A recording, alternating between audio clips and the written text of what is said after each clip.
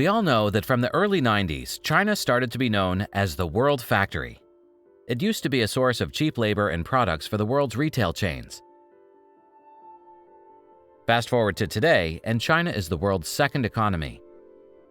Its costs of labor and manufacturing have increased, and many are wondering if it still makes sense to source from China anymore. Is China still a competitive manufacturer? Should my business look into sourcing from somewhere else? The answer is very complex, so please watch till the end to know all the pros and cons.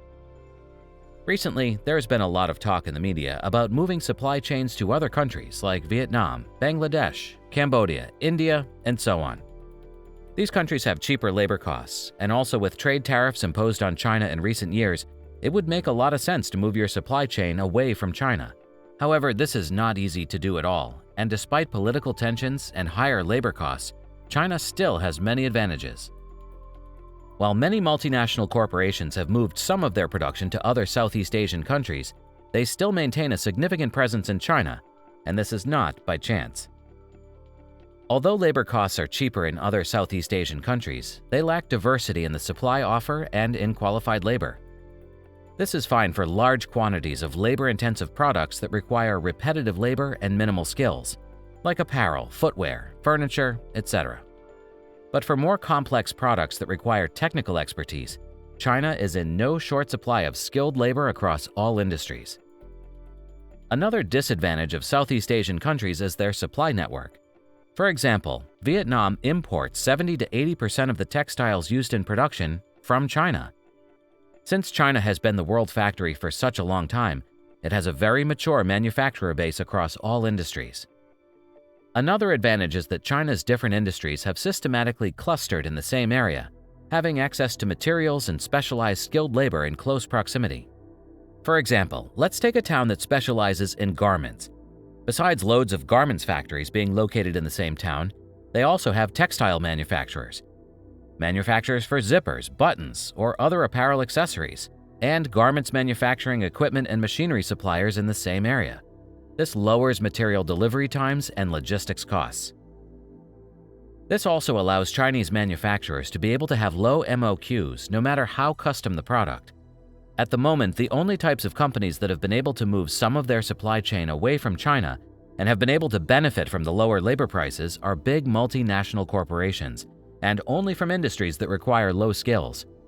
This is because they require colossal quantities of the same product, and despite the added costs of having to import raw materials and logistics issues, the savings made on labor add up due to the huge volumes. As opposed to China, in other countries like Vietnam, different factories have opened up randomly with no relation to one another. This makes procuring designated materials for small runs of products very expensive, adding extra costs and increasing production time. Besides strategic clustering of industries, skilled workforce availability, and supply chain diversity, China has another huge advantage: its complex logistics infrastructure. Emerging manufacturing countries are heavily lacking transportation networks. Even a fast courier can take a few days and sometimes up to a week to deliver from one side of the country to the other because of poor road infrastructure. While in China, a parcel can go from one corner of the country to the other the next day or within 2 to 3 days at most. As we pointed out earlier, although big multinational corporations have already moved their production to other Southeast Asian countries, they still maintain a significant presence in China. When launching a new product, even big corporations don't just dive in and produce mass quantities of a product they haven't tested yet. As it is logical, they produce smaller runs to test the market first. These first test runs are always developed and manufactured in China, and only afterwards manufacturing is slowly moved to other countries where labor is cheaper, because of the reasons we mentioned earlier. China already has the infrastructure, the expertise, and one of the most diversified supply chains in the world.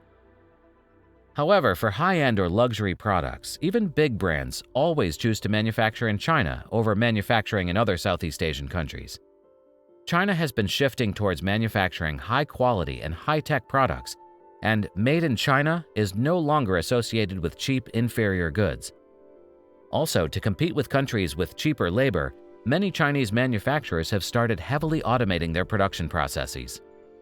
So in a nutshell, for higher quantities of products that are labor-intensive and don't require specialized skills, Moving production out of China makes sense, especially for big companies that have the resources and expertise to develop suppliers in developing countries. For smaller runs of products, or products that are more complex or need to be of top quality and delivered in a timely manner, China is still the most competitive option. We would like to know what you think, or if you had any experiences sourcing from either sides. Please leave your questions and comments below, and subscribe to our channel for more videos.